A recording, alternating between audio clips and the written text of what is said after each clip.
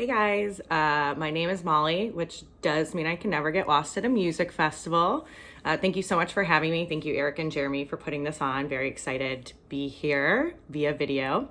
I'm in my 30s now, which has been really fun. Honestly, I'm surprised how much I'm enjoying being in my 30s. I think possibly because my 20s weren't that great.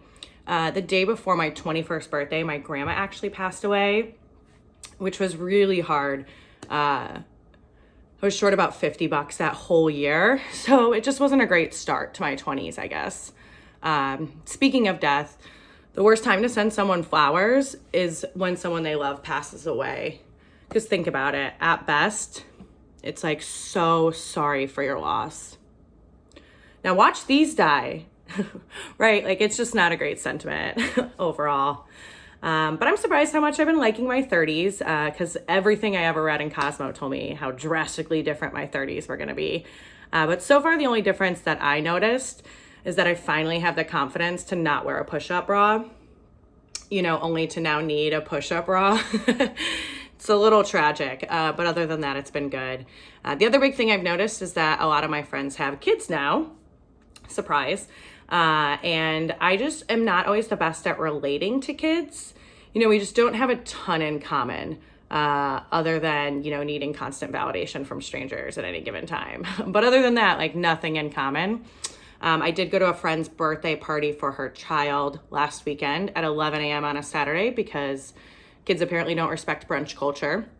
It's fine. I made the sacrifice and I went and I saw the kid was like pouting and kind of crying in the corner.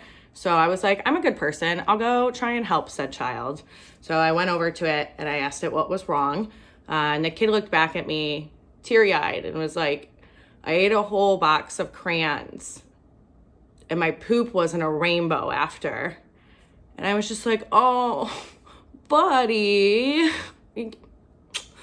My mom's dead. Like, shit gets worse is what I'm trying to tell you. Buckle up now. It's just easier to learn this lesson young. And the kid looked back at me and was like, what's death? And I was like, oh, right. Death is, your parents' marriage after they had you. It's kind of what death is like. Or your grandma, if she gets the coronavirus. Lots of ways to explain death in 2020. There's a lot of options to go with. I guess what I'm trying to tell you all is that I'm everyone's favorite Aunt Molly. I'm really good at that kind of stuff. I do think I'm a good person. Well, I did anyway. I used to think I was a good person. And then my brother politely reminded me about the time I made him watch Two Girls, One Cup just to see his reaction. Right? Like, think about what that means for a second. That means that not only did I watch Two Girls, One Cup alone at some point in my life, but then I felt obligated to show my only brother it so I could watch his reaction while he watched it. That's like your roommate coming up to you and being like, oh my God, smell this. And you do, just to find out it smells like shit. Yeah. And then your roommate eats that shit in front of you just to see your reaction. It's basically what that's like. So I'm not the best person. We all know what we're dealing with at this point. So when I tell you that when I was in high school, I was involved in a pretty significant bubblegum heist, you won't be surprised. Let me explain. Orbit Gum was doing a giveaway for a free pack of gum, one per household.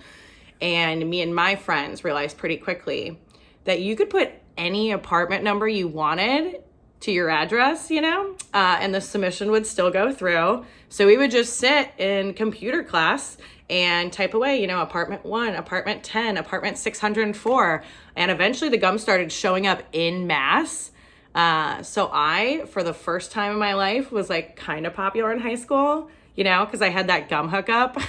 You get it. I was like just head to toe like a flight attendant, like the Orbit lady from those old commercials, just like walking through the halls, like dirty mouth, clean it up with Orbit. And yeah, I am from Ohio. That is my best British accent. It's not an impersonation set. But anyway, the gum stopped showing up eventually and we were like, okay, good haul. It's fine. Apparently it wasn't though, because Orbit got like a little bit suspicious. Why thousands and thousands of packs of bubble gum were ending up in Painesville, Ohio, of all places. Yeah, so they hired some feds to look into it. Fun fact, team, we were committing mail fraud. Who knew? Orbit knew. And they decided to actually prosecute the top 5 offenders, and I was number 6. Yes. Thank you so much. Thank you so much. It was my greatest accomplishment to date.